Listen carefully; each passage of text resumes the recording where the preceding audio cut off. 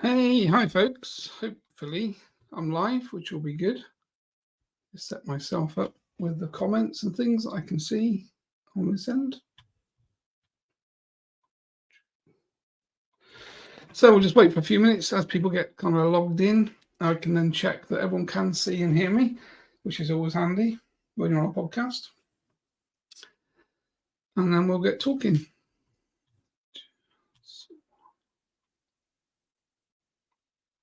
Okay, so I'm just going to check my own Facebook to see that I can see myself, which is always good. So we'll just give it a moment or two. So if any of you guys are watching, if you can just give me the thumbs up that I am live, you can see me, so that I'm not talking to myself for the next hour or so. Gabby's saying hi, which is good. Hi, Gabby. Thanks for joining. So basically today we're going to talk about, obviously Halloween is coming up, which is that time of the year that we all kind of look forward to. So kind of dress up, have some fun. I thought it was a kind of pertinent time really to talk about Halloween from a kind of SRA perspective. So obviously we look at things slightly differently to the rest of the population that aren't really spiritual and aren't really into the energetics that obviously we kind of work with on a daily basis. So as most of you are aware, from a kind of SRA perspective, obviously we teach practitioners as an academy to basically clear energy from people's field. I was going to say hi to Agita and Marla, and obviously Gabby. So that's kind of what we do. So from an academy perspective, our kind of mission statement really is to clear or to train practitioners in the holistic field to clear people's fields, clients' fields, remove entities, attachments, portals, curses, interdimensional parasites, implants. There's a whole list, 30 odd things that we do. Hey, good to see you, Adriana. So basically, that's kind of where we are. That's kind of what we do. And obviously, we specialize in protection. So spiritual protection is at the core of everything we teach and everything we do. And for those guys that come on the training courses, which Adriana and Gabby will know, protection is our kind of number one conversation every day, basically, because obviously we're working in a spiritual field with unseen energies that we can't see. Obviously, mediums can see them, but facilitators and most people can't see what's around you. So you are in this kind of mishmash of space, I guess, that there are lots of other energies around and in. And those energies and entities can obviously affect your field, can affect the way you think, can obviously put intrusive thoughts in your mind and encourage kind of negative behaviors, that type of thing. So it's kind of where we are and what we do. And we obviously focus quite heavily on spiritual protection. So I thought this time of the year was quite a good time for us to talk about Halloween. Obviously, Halloween's not far away. I think it's the 28th and the 29th today. So 2 or 3 days' time. 3 days' time, basically, is kind of Halloween. And obviously, from our perspective, the Halloween. So I did a bit of research because I obviously went to my friend ChatGPT as the kind of source of all information, as we do these days. It's kind of AI does have some positive advantages when we're actually trying to find that information and doing deep dives and things on finding info generally. And then, of course, it's up to us to deliberate between what we've read, what we understand, and what we believe. So I'm just going to say hi to Maggie, Connie, and Leon's, I think it is. So from a Halloween perspective, Halloween basically is a kind of Celtic festival, or my understanding of. But generally called Samhain, basically. So Samhain was the Celtic festival back in the day. Again, timelines probably differ, but thousands of years ago, starting in Ireland or somewhere around there. And obviously UK, France, that type of thing. And I think the general gist, really, from the things that I've read, was it was a festival about harvest season and the beginning of winter. So the time associated really with kind of change of season from summer into winter, obviously a time of change of light as well. So things are getting darker and colder. And the Celts basically believed that the night of the October the 31st was the night whereby the boundary between the worlds kind of was the thinnest, I guess. So this we kind of understand to be the night that the kind of the mesh, or the way we talk about things, the veil has thinned, and therefore unseen energies, whether they're entities or earthbounds, obviously have more of a kind of opportunity to kind of involve themselves with the living, really, in whatever way that looks. So this is obviously like a Celt belief back in the day. And we know that spirits kind of roam freely around the planet, and anyone that works in spirituality, and certainly mediums and psychics, are aware that we can see earthbounds, we can see people that have died, we can talk to them, we can communicate with them, and then people that are working in this field know very well that we also deal with and clear entities that are negative from people. So obviously there are positive entities, there are negative entities. So there's always kind of, the good, the bad, positive, negative, everything is polarized one way or another, basically. But obviously we specialize in working with negative entities and clearing earthbounds from people. So Halloween would kind of overlay into our world quite well from that perspective. So going back in time again, during Samhain, the Celts kind of lit big bonfires, which were kind of designed to kind of ward off malevolent negative spirits. And they dressed in costumes, animal skins, heads, that kind of thing, to disguise themselves or cloak themselves from wandering ghosts and spirits. And obviously food offerings were left to try and appease those spirits and ensure that the harvest for the next year was going to be positive. So again, in that kind of Celtic belief around Samhain, this is that kind of understanding. Obviously, it kind of overlays into the paganistic aspects of that time, I guess. So if we look at it, it was kind of seen to be a time when the living were slightly concerned about the dead, and we were sort of leaving them offerings, we were cloaking them ourselves and disguising ourselves from them, and probably a time of a bit of worry and panic, I guess, from people that were living, because you can't see things that are dead and you can't see things that are unseen. So it was obviously quite a kind of panicking state around Halloween being sort of October the 31st. Just going to say hi to Tina, Raquel, and Rhonda. Thanks for joining, folks. We're just talking about Halloween, basically, entities, energies. So I think as Halloween evolved over the years, obviously Christianity spread through Ireland, across those Celtic lands over the time. And then obviously different churches incorporate different parts of Samhain into All Saints' Day, November the 1st, and All Souls' Day, which was November the 2nd.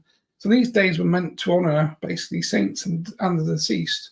And October the 31st became known as All Hallows' Eve, which of course is why we see that in films and Hollywood talk about All Hallows' Eve. And we're obviously talking about that line. So that was supposed to be the evening before All Saints' Day, which eventually kind of evolved, I guess, at some point into the term Halloween. So that's kind of where Halloween came from, is this kind of blending of All Hallows' Eves with All Saints' Day. Now, I guess we need to look at why do we celebrate Halloween today. So again, if we could kind of go back in time, it was a celebration and offering for the harvest of the next year, whereas now it's been kind of mixed from a traditional perspective, and obviously it's been kind of brought into a bit of a spooky time, I guess.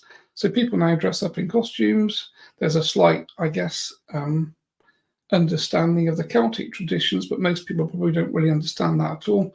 And most younger children are looking at Halloween from a kind of trick-or-treating perspective. So it seemed to be a fun time that you dress up in kind of clothing as spirits, ghosts, that type of thing. Make things look as kind of evil and dark as you can, I guess. And effectively, again, my kind of reading of it was the poor used to go out door to door to try to get offerings from people that had more money, and then they would pray basically to the dead in exchange for food from the people that they were kind of knocking the door from. So again, the door knocking came from this kind of concept that poor people were out in the streets at night when other people didn't want to be out during Halloween, and they were basically taking offerings that they would then pray for the dead. So that was the kind of exchange set up. And obviously now we're at the point whereby we're decorating the houses and people with spooky themes, I guess, that kind of mean spirits are out wandering around, and therefore entities will be out wandering about as well at the same time. So Halloween's sort of been made this kind of fun festival, basically, but the roots kind of lie in this life and death concept, and again, protecting yourself from negative entities and energies, and obviously celebrating that mystery of like the unknown spirit world.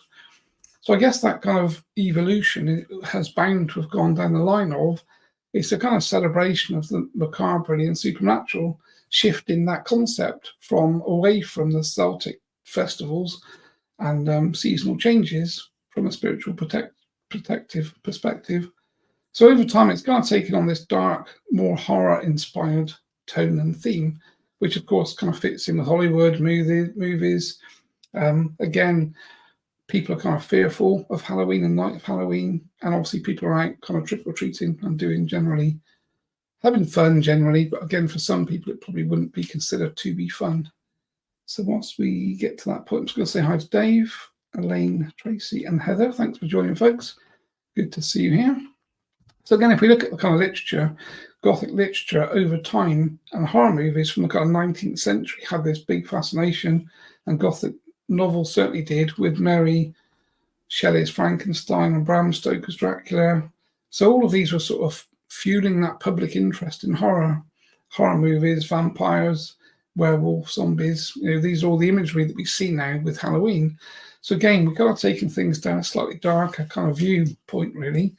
And then we're looking at kind of ghost stories and legends that talk about Halloween being a time that people reviewed the darker stories in life. And I guess if we look at the TV and movies around sort of the Halloween timeline, we start to see all of the poltergeist films come out, spirit possession. We start to see, again, horror movies, Dracula, Saw, all these sorts of things. So Halloween now is kind of being aligned, I guess, by Hollywood with this very kind of frightening time or frightening day, when all of these sort of negative legends are kind of active.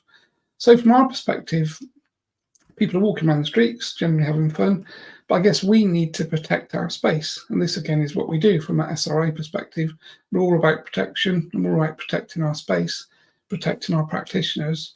So from my perspective, obviously, if you think about your front door, from a protective perspective, the moment you open your front door and there are people outside, whether it's Halloween or not, effectively, it's still your private space, and you're opening a door to your private space, which means that energy is open to you and obviously to come through that space into your home, into your kind of protected environment. So one of the things that we used to put, we used to have mats that said welcome that we would leave by the door. But if you think about a welcome mat, you're saying and you're giving intended permission to anything. So welcome means anything outside of your house is welcome to come in. But obviously back in the day, we used to kind of put a hand out and say, thou shall not pass if you mean harm. So that was the way that people would open the doors back in the kind of 18th, 19th centuries, was by a statement. And of course, that statement effectively was, you can only come into my space if you don't mean myself and my family harm. But we don't do that now. We put welcome mats out to welcome anything in, which of course isn't a very good thing.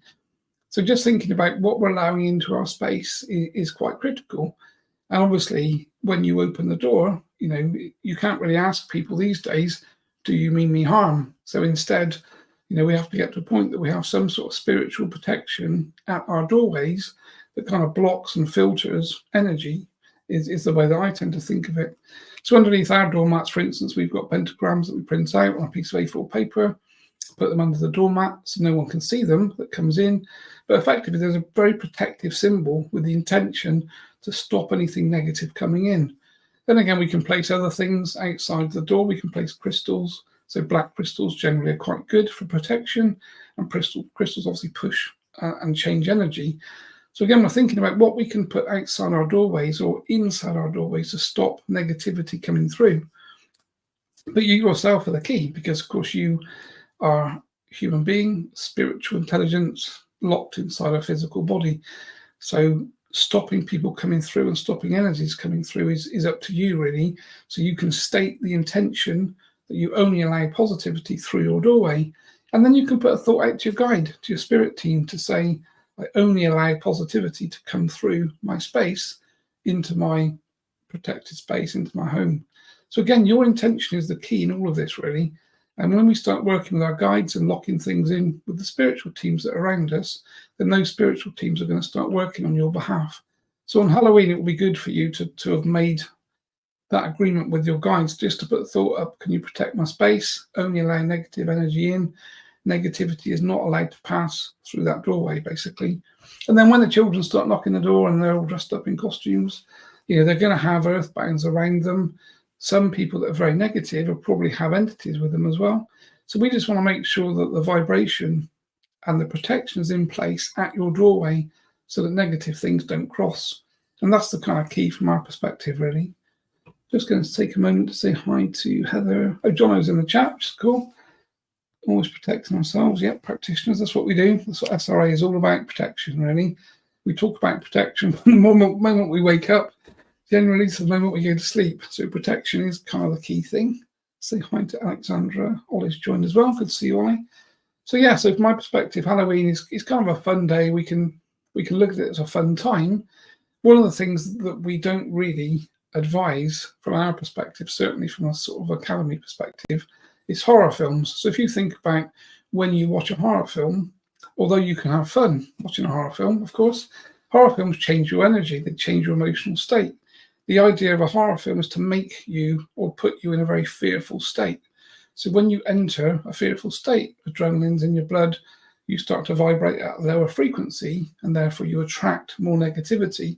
So horror films are really bad from a spiritual perspective, in our opinion, certainly in my opinion, because they're changing your emotional state. And of course, they're opening you up to negativity. So even though people like to watch horror films, and of course, teenagers tend to dare each other to watch things, and they sit and watch things, we all know that we are very, very visual beings. And when we see things, the spiritual part of us doesn't know the difference between reality and TV. So if you're watching a horror film and you're in a state of fear, the spiritual part of you is in a state of fear. Your vibration's going to change and your emotional state's going to change. So obviously, this is why horror films are so bad. And I know from our perspective, we get bookings every week from people, parents primarily, whose children have watched lots of horror films, and then they start to have intrusive thoughts, intrusive feelings, they start to feel different, they become very depressed and very anxious. And of course, because they've been watching horror films, their vibration has dropped, and then they've attracted something negative into their field. And that negative thing could be an earthbound, an entity, or other things that need to be cleared. So horror films are kind of a really bad thing to do from a kind of vibratory perspective for you personally, and of course for your space. Because if someone sat in a room and continue watching horror films, they're changing the vibration of the space, and therefore they're attracting negativity. So on Halloween, it's kind of not a great idea really to sit down whilst you've got people walking around outside dressed as kind of demons, werewolves, and other kind of legendary figures that are negative. Lots of people will be scared, and of course the vibration generally across the planet is going to be negative. So in a way, if we look at it from our perspective, it's quite a clever thing to do to drop the vibration of the planet by creating a day where everyone's frightened. So old people are going to be sat at home, not going to want to answer their door. They're going to be frightened when their door gets knocked as to what's outside. And obviously, you know, it's not great from that perspective. Just noticed that Anaya's in the chat, and Natasha's talking about food dogs, which are good. Thanks, Natasha. I've got food dogs everywhere, I think. The whole room's full of food dogs. Just about. Blue one. Other ones. Lots of other ones. Food dogs outside, food dogs inside. So again, food dogs were kind of temple lions, temple dogs, and the idea is that they guard the space from a kind of unseen spiritual perspective, really. So I've got them kind of behind me, and I quite like the concept of the food dog.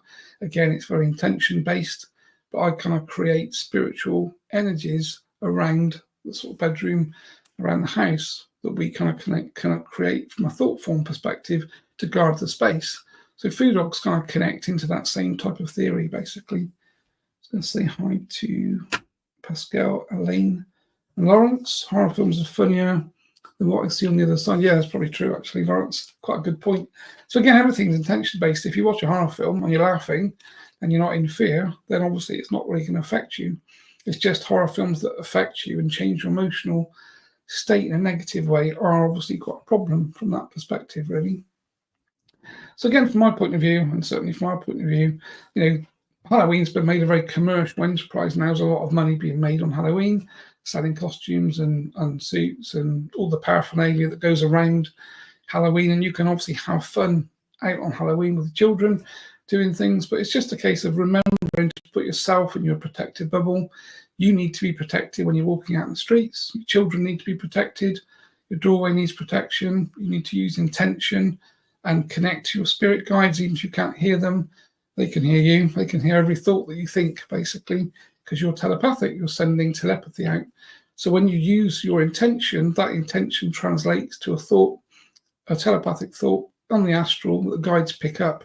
So you can ask them to do things for you, and even though you may not be a medium, they'll pick up on the thought and they'll do that for you. So again, can you protect my door? Can you make sure negativity doesn't come in during Halloween? Can you protect my children that are wandering around the streets with lots of people having fun, and some people won't be having fun? So it's just a case of thinking about what's going on from a kind of spiritual perspective rather than the physical. Because as humans, we tend to live in this 3D physical world. What we see is what we believe. We don't really see the spiritual side of us unless you're a medium. If you're a medium, we know that we can talk to other entities and energies, and we do that every day. So to us, that is a normal part of our kind of existence, really. But to people that haven't developed mediumship, that aren't able to talk to guides, that aren't able to see other spirits or other energies and entities, then obviously it's not a normal part of your thought process. It's not a normal part of your day.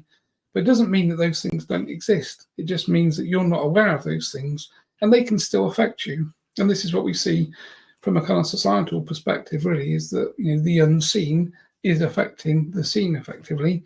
And this is kind of one of the things that SRA is all about, is that we're all about kind of bringing awareness to people to understand that we do live in this kind of spiritual soup. There are lots of good entities around us continually. They're here to help us and work with us. And there's also the negative aspect that we need to clear and remove, which is what we do every day. And we've got some fantastic practitioners. So from an SRA perspective now, I think we've got, John and I said, we've got probably over 60 people that have been trained in the last year. So a year ago, when we started to come online, we never thought we'd get to a point that we had sort of 60 truly professional, proficient practitioners that know exactly what they're doing, that are able to kind of do this work, and they're out there every day clearing clients, doing this before their own work. Most of them are holistic practitioners that do different things, offer different services, but clearing the clients first from negativity is effectively the starting point. And this is what Dr. Terence Palmer used to talk about, is that the wounded spirit has to be clean before you can engage in any other healing modality. So this is where we're kind of framing ourselves, really, that we want other holistic practitioners and practices, I guess, to kind of connect with us and to work with us so that we can teach practitioners the concept of let's clean and clear the negativity connected to people before they start to do their own holistic practice, whether that be hypnosis, whether it be healing, Reiki, whichever modality that you work in. Working with effectively unclean spirits connected to a client means that your job is really difficult. But as soon as we clean and bring sovereignty back to the client, your modality is going to have a hugely more positive, beneficial effect on that client in a very fast timeline. So this is kind of what we're talking about from our perspective, really. So I'm just going to go to the chat. So Tracy's talking about food dogs made with clay. Will it work? So again, everything is intention-based, really, Tracy. I mean, I've got, as I said, lots of food dogs around here, all made of different things. Resin, for instance, as well. Clay. All sorts of things. Got some brass. Got some quite cool brass ones up here, actually, that I can show you guys. My food dog collection. So there's that chap there that is quite cool. So I bought that one Olympia a little while ago. But again, these are like Tibetan kind of food dogs, really. And then there's another kind of heavier brass one there, which is kind of like, again, these temple lines. So I quite like them because they look quite nice. They're quite sort of manly, really, from my perspective. And I kind of adorn myself in my little kind of healing room here with these different types of food dogs. So again, it's intention based. But again, we can create, we can visualize, and we can use thought forms to create spiritual energies that protect us and look after our space, and we can give them jobs to do. So as part of our training, as part of the protection courses that I run and Johnny runs, we kind of work through creating a thought form that kind of sits at the bottom of your bed, whose job it is to protect you whilst you sleep. So these things are kind of easy things to do. They're easy things to think about. And again, we can create kind of spiritual energies that have consciousness that sit in our doorways to our properties and protect the door. They only allow positivity in. They reject negative things. And negative entities know that this is how we work and this is what we do. Okay, so John was talking about ideas. So anyone else that's got any other ideas? There's probably a whole list of things that we can do. I mean, red roses are good. Love hearts are good. So the word love vibrates with a high frequency, and a heart resembles love, basically. So you could put a heart by your front door, you could hang a heart or write the word love, or have a picture frame of love by your front door, picture of your family in. So the intention in there and the vibration is very positive. And again, it has that loving, protective field. So crystals are good. Obviously, they hold memory and vibrational structures, as Lawrence has said. Quartz is good because we can program quartz, so we can give it intentions, we can clear it, we can give it things to do. So again, it's just starting to think sort of outside the box about your space, really, and creating a loving, protective environment. When you walk through that front door, you need to be walking into somewhere that you see pictures of holidays that you've had that make you smile to yourself, and you remember that you were on a fantastic holiday, sat by a beach, whatever you were doing with your family, friends, partners, wives, husbands. These sorts of pictures on your walls change the way you think.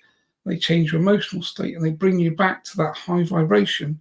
And this is what we're kind of all thinking about and talking about, really, is that everything is vibration. Everything comes back to vibratory frequency, and we want yours to be as high as we can get it. So negative entities, negative things vibrate at low frequency.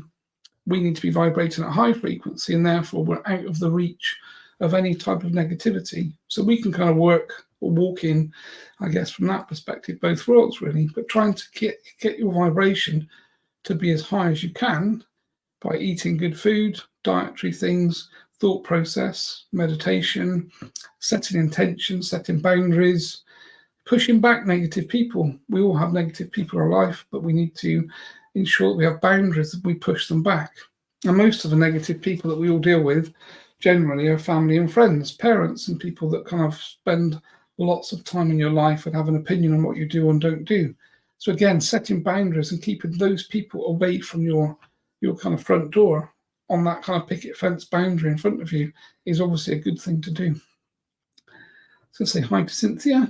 Good morning from NY. Yes, we enjoyed ourselves in NY, and the weather was better than over here as well, which was always good. So Alexandra's talking about a dragon figure watching her home and a picture of Chen having an eye on the door, which is always good. I was talking to someone this morning actually on a Chen chat, and she said that she sleeps with a little magnet of Chen under her pillow, which I thought was quite sweet and quite nice to hear, really. But again, people or figures or deities that you believe are positive and they're looking after you, you set the intention, set the boundary, and then you bring that into your space. So it doesn't really matter what it is, whether it's a piece of paper. You can write quotes and put them underneath the doormat. Thou shalt not pass, if you mean me harm. You could print that out on a piece of paper, put it under your doormat, or laminate it, stick it underneath your doormat, outside or inside, and that intention goes into that thing that you've done, and that changes the vibration, changes the energy, and protects the space. There's a whole load of things that we can do basically to start thinking about increasing protection, but with Halloween around the corner, obviously it's one of the things. And then again, from our perspective, talking about clients, we've obviously got some amazing practitioners. We do clearings. Most of them are offering clearings continually. So if you're worried about Halloween, you're worried about picking up things, or your family or your children, picking up energies, negative energies over Halloween, and get a clearing book with some of them. If you go to the SRA practitioner page, there's a list there of all of these certified practitioners, and every single one of them can help you. Every single one of them has come up to a very high standard to be a certified practitioner in our organization. And John and I stand behind every one of them. So if you're feeling concerned, worried, anxious, just like a double check, head on over to the SRA practitioners page and get yourself booked in with a practitioner for a quick checkup. So Cricket is asking, does having a mirror next to the door for people arrive, absorb their energy work? So mirrors, I guess Feng Shui does that, doesn't it? With Feng Shui, you can put a mirror by the door. The idea being that it reflects negativity back out. So we've got those, is it the Paku mirrors that you can put by your front door? And they're supposed to basically reflect negativity. So all of these things basically, I think, are kind of intention-based, certainly from my perspective. So whatever you think about is what you bring about. Whatever you put your energy and thought into is what you create. So every thought that you have creates energy out on that astral, basically. So just thinking and spending some time, you could spend some time meditating, lie on the bed, just think about protected space, visualize a pentagram in your mind across your front door. and therefore you bring that into play. So you can visualize things in your mind and place them in parts of your home, and they'll provide you with protection, because your intention is to set that boundary, to set that protection, and then of course that comes into play. So I'm just going to thank Dave for popping up the URL for the spirit release practitioners. So there's a whole list of people on there, Dave obviously being one of them. And again, they've all got appointments. With Halloween coming, I'd imagine that most of us will be quite busy, because people tend to panic a bit and want to make sure that their space is clear. And obviously that in the morning they haven't picked anything up. So if you've got concerns, drop on over, get yourself booked an appointment with someone. Cricket's talking about unable to visualize. So some people, I was quite fortunate, to be honest, Cricket. I could visualize quite easily. So I can have my eyes open and just still see a scene in my mind. But some people do find it quite difficult to visualize, but then intention is the key. So just thinking the things, I see the things and create them. You can think those things and you still create them. You don't need to be able to see in your mind. You can just think the thoughts. And when you think the thoughts, you'll create the same thing in the astral. So again, it's maybe like obviously, people. There's plenty of people that we know that kind of running spiritual development courses, connecting to guides, that kind of thing, in meditation. So guided meditations are good.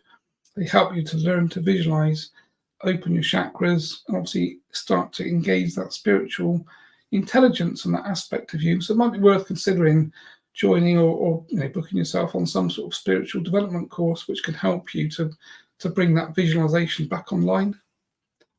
John O'C here talking about Christmas tree baubles were used as witches' balls. Man-minded information, you are, mate, to be fair, to deflect negative energy. They used to be placed at windows before Christmas trees. So John comes from that kind of pagan tradition and aspect, so he tends to know quite a lot of things about this, which is good. It's something I never knew, actually. I thought Christmas tree baubles were just there to annoy the cat and the dog, and generally kind of get mangled up in the box, so you have to take them apart and try and get them on the tree every year. So it did have actually a purpose in time past, which is good to hear, mate. Thanks for adding that. Okay, so has anyone else got any questions about Halloween? We've got another podcast on Thursday, basically, which is Halloween. So we're going to go through and talk about some other things then. And other than that, I think we've covered front door protection, talked a bit about entities and spirits, a bit about the kind of background around Halloween from that perspective. How to protect your space, how to clear your space. Horror films are the big things that we don't advise at all, certainly not on Halloween, as much as you might be drawn to that type of thing. Johnny's talking about honouring your ancestors, which of course is another good thing to do. If the veil is the thinnest on Halloween, and that's what the general understanding and belief is, then of course you can put a thought out to your ancestors, to your parents, to people that have passed, that they're in your thoughts, you still love them, you miss them. You can put these thoughts out, and of course those thoughts become something in the astral and they hit that person. So it is quite a good time to kind of, like John has been saying, really sort of honouring people from the past. And we all come from a hierarchical line of family. We're all part of families. We incarnate into family units. We all have parents and grandparents and such like. And even if they're deceased, or you don't know them, or you're adopted, you still energetically come from a human line of family that we can think about and we can say thanks to for allowing us to sort of be here in the physical, as much as sometimes we all wonder what we're doing here and why we're here and whether this is a great place to be. But we're obviously all here for a good reason, and therefore it is worth just thinking about that ability to honour the people that have come before you, really. And we're the same. We're here now today. We won't be here in another 100 years. There'll be another version of us walking around if we have children, and those people will then look to our energy. What did we do? What did we come here to do? What did we teach? What did we change? One of the things Chen talks about quite often when people say, what's my path? What am I here to do? His answer is just wake up in the morning. Just to wake up in the morning every day and to have your energy on the planet. Have a clear thought process, speak your truth, speak to people with integrity, just be here and hold that vibration is all many of us actually need to do. So we don't kind of need to be sort of superheroes, we just need to wake up. I think that's quite a grounding thing to think, really. So John was talking about he honours the people that were persecuted back in time. Obviously healers, community healers, leaders, people that were doing herbal crafts, obviously witches were burnt at the stake for their beliefs. So there is a time, I guess, when people that were interested in the things that we're interested in from a spiritual perspective, were kind of removed from the planet because of their beliefs and the things that they said and did. So we are quite lucky that time has moved on, because anyone that is now spiritual, certainly working with spiritual energies and entities in the way that we do, would have been persecuted in time gone by. So humanity has kind of moved forward, which is quite nice to think about and to see, really. And obviously from past life perspective, Cricket's talking about past lives. So we've all had lots of past lives, and obviously those past lives have some sort of overlay and influence onto life that we have today. So it can be worth doing past life meditations and going back into some of your past lives just to see who you were, what you did, how that life ended, and what lessons that you learn, really. We do past life meditations quite often in our protection classes to take people back to the last past life that they had that had the biggest influence on today. So not just to find out that you were some Roman soldier that died because you did what you were told, but let's look at what happened in a past life that's very relevant to today, to your life today, the things that you needed to learn from that past life that you're bringing forward. So again, meditation is a great way to do some of these things and go on these sort of past life journeys and experiences. So Elaine's talking about the animated film Coco. I'm not sure what that is, actually, Elaine. I'm probably too old. It's probably like a children's film, is it, or something? If it's animated, that's obviously gone past my my line. I think the last things I used to watch with my kids were things like Bugs Life and Mulan and those sorts of things that have been burnt into my brain because I watched them like a million times over when Ollie and Bri were probably like 6 and 7 or something. Okay, cool. I think from my perspective, it probably brings today to a close, really. So thanks for joining, folks. It's been great to have you here. Great to have some questions and comments, which makes my job easier, really, because I can refer to those and we can talk about the things that you guys are interested in, really. So I look forward to Thursday when we'll have the next chat actually on Halloween. And maybe at the same time, we can probably invoke the guys to start to do a bit of work for us. And we can kind of ask Chen, Whitehawk and the team to actually provide some protection, for you guys that are on this chat and this call, which will be good. So I'll say goodbye, have a good day, and we'll catch you in basically 2 days' time.